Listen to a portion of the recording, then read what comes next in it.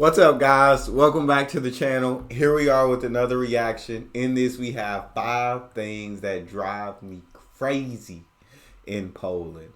Before we dive in, though, if you guys happen to enjoy, please don't forget to smash that subscribe button and give the video a thumbs up.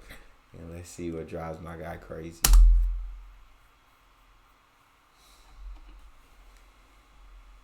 Hello and welcome to another episode of Love My Poland. I've just come back from a class this morning at a local company here in Częstochowa, and I asked a few of my students, what do you think about the channel? Are things going well? Are you enjoying the episodes? And they said, yes, absolutely, we love them, make more, but you really ought to think about talking about some things you don't love about Poland. You know, just because the channel is called Love My Poland doesn't mean you can't talk about things you don't love. And at first I was really hesitant. I thought, oh gosh, I'm going to get a lot of thumbs down in this video, people are going to hate it, and maybe I shouldn't do that. But he said, don't worry about it, just do it anyway. Talk about some things you don't like, or maybe some things you wish could be different about the country. I mean, at the end of the day, there's no such thing as a perfect country, a perfect state, a perfect city, a perfect town, a perfect capital. There's no such thing as perfection. So no matter where you go in the world, there's going to be good and there's going to be bad. There's going to be things you love and things that you don't love and you would change. And so that's just how it is everywhere around the world. So obviously, when people have critiques, it's not like they're disrespecting the country or anything. It's just like saying, hey, like, this is about this country. This is what I personally feel like needs to be better, needs to change. But that's not disrespect in any way, shape, form, or fashion. So that's exactly what I'm going to do today.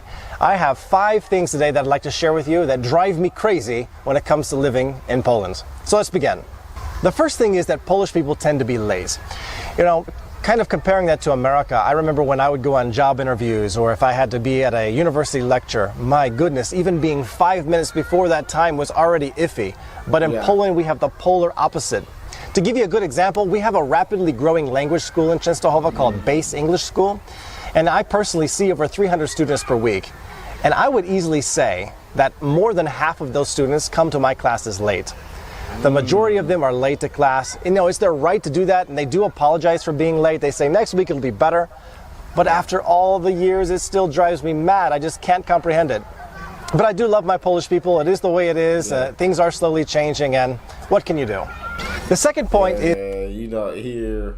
There's a saying that say if you on time, you late, and if you 15 minutes early, you on time. And that's just kind of the saying I always heard growing up. And then once we get to like college and then we get to classes and things, like, shoot, if you ain't on time, they'll close that door and lock it on you. And if that door is locked by the time you get there, then you counted as absent that day. Like, you can't come in. So there's some college classes like that. Go back to high school, you just kind of get written up or you get a tardy. But yeah, being late is always a no-go. And it's just in terms of, I understand if things happen that cause you to be late. But next time, maybe leave a little earlier, figure something out. Because at the end of the day, there's nothing more valuable on this earth than time. And I would never waste someone else's time. So I would hate for someone to waste my time. Because time is you just can't get that back. So I hate being late. I hate being late. That's all I'm trying to say. Is body distance in Poland. I am really phobic about personal distance. If you come too close, I feel awkward and I start to think of ways immediately of how to escape. It's just the way I am. I've tried to change it over the years, but I can't. I need a certain amount of body distance. And you know, according to online and different books that have written about it, the appropriate personal distance is about 1.5 feet or about half a meter.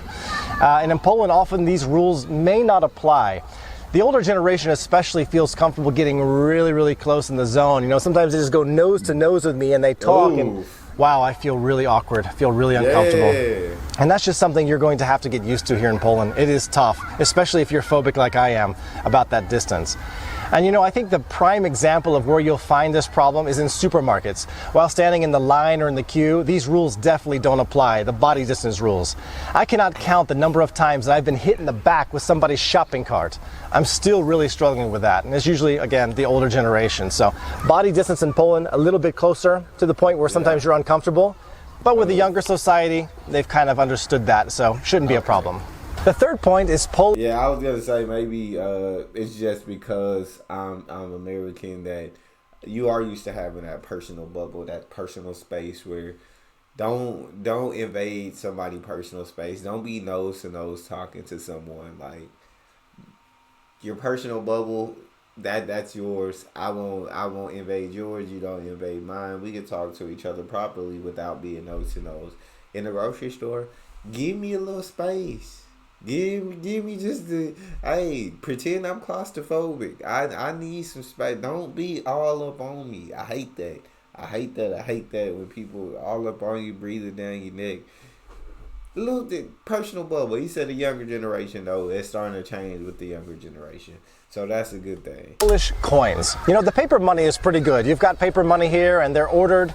Every denomination of money is according to the size and the amount, a little bit smaller. It goes from small to large. So for example, we have a 10 or a 20 and it's even color coordinated. You've got a 20 here in pink color and it's got a circle to kind of help you know what bill that is. So it's smaller, it's a 20. We've got a 50 here.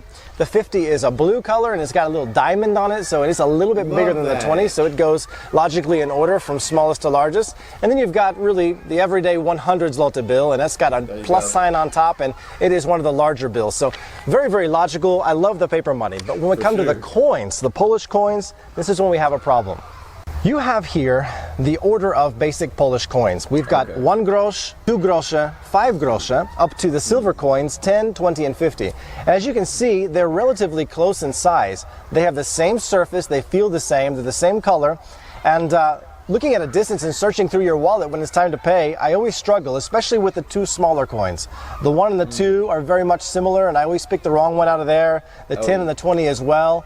And it's equally the same when you get to the 20 and 50. They're very, very close together in size, and being the same color, wow, it's confusing. So I go through my wallet very, very often. I pull it out in my hand, and sometimes I just stick out my hand like this to the cashier and I say, would you please count the coins? Just take what you need. Because it takes so long and I get flustered. There are people behind me waiting impatiently. Everybody's in a hurry to get out of the store. So coins cause me a bit of stress living in Poland. Polish coins need to be changed. But as we get into the bigger coins, like the 2 zloty and the 5 zloty coins and the 1 zloty, I don't have an example of that here, but it's a silver one. They're very, very distinguishable, so you don't confuse these. But the smaller amounts, from the 1 grosz to the 50 grosze, is really, really a headache for me, so take that into consideration. Coins are also problematic in shops. I would safely reckon that about 80% of the time you'll be asked to search for change. And if you do not have change, the cashier will always make a sour, frustrated face at you. Every single time they ask for change, do you have 37 grosz or whatever? I say, oh no, I don't have any. They kind of sigh, they exhale, and okay, maybe you'll pay with a credit card or a bank card. Okay, I can pay with a credit card or bank card. We do it that way. And I've had a time, I was at the seaside recently, I didn't have the right change, I didn't have any bank cards with me, and the lady literally asked me, maybe you'll come back later when you have some money, the exact change. I didn't go back to the store, I canceled the transaction and just left.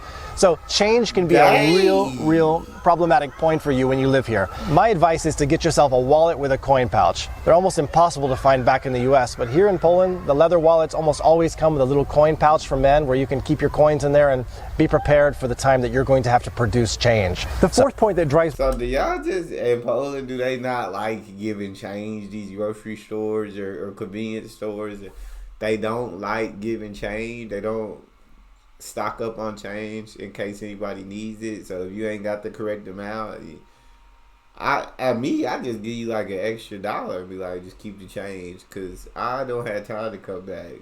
But I think, and then I was also gonna ask you guys, do y'all pay in cash often, or is it mostly kind of just swipe your card or tap your card or tap your phone, or how do y'all do it? Because I feel like change here, even here in the U.S., I would say coins I'm not the biggest fan of. But since it's such a cashless society, it feels like you can still pay cash, but most people are gonna pay card. I don't stress about it too much, but I think we need to get rid of the penny. I don't understand the point of pennies. I think we need to wipe them off the existence. So I would say get rid of the 1 and the 2 cent ones, and then keep the ones from there. But yeah, I just be like, I don't know. Me personally, keep the change. me completely insane about eating out in Poland? Polish napkins. If you've ever been to Poland, you know exactly what I'm talking about before I even start talking. But let me fill you in if you've never been here.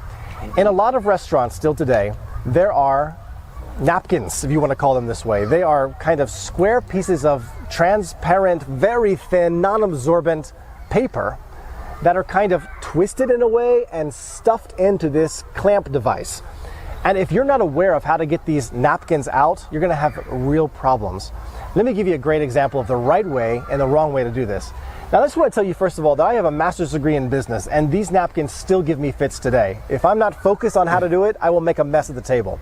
The wrong way is to go along the long side of the napkins and just try to remove one. You cannot do it that way. You have to take the napkins, turn it toward you, where you're looking at it in a vertical fashion. Put your finger in the opening of the napkins and remove a napkin from the inside of that opening out. It is absurd. It is ridiculous. These napkins need to be ancient history right now. The fifth and final point. No, I mean, I'm not the biggest fan. And looking at them, I can understand. But I'm just not that big. It's not big a deal enough to drive me crazy. It's not that big of a deal. I have no problem turning them and pulling them. Inconvenient, maybe a little bit, but a big deal. Anything to drive you crazy, nah, not no napkins. Everybody needs to hear this point. Listen very, very carefully. If you are a Polish person and you meet somebody from England, from Australia, from the United States, from Canada, from any country that is quote unquote a richer country, do not ask that person, what are you doing in Poland? Isn't it better to live there? Don't you have better opportunities abroad? This question is the question you don't want to ask me. It drives me insane. I hate this question. I have a good job in Poland. I have my own business. I make pretty good money. My children love living here. I love living here. The winters are long and hard. That's true. But I asked them, I just turned the question back around. I say, okay, let's do it this way. Besides better money and besides better prices of petrol or gasoline, why don't you tell me what's better about living in America? I'm all ears. And usually the reaction in their face, they're just completely frozen. They have no idea what to say. Really think about it.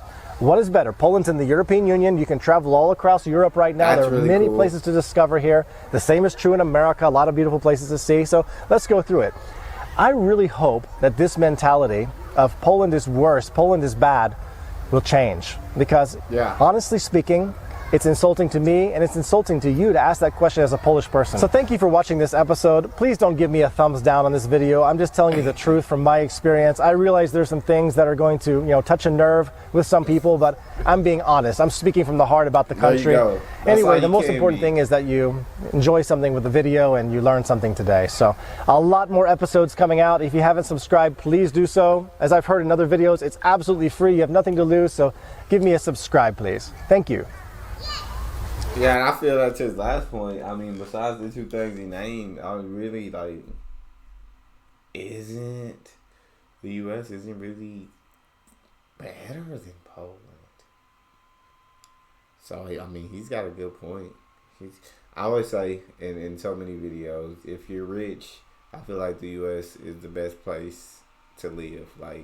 Because, you got all the amenities, you got everything you could ask for. If you are rich, and I mean rich. I don't mean got money or comfortable. I mean rich.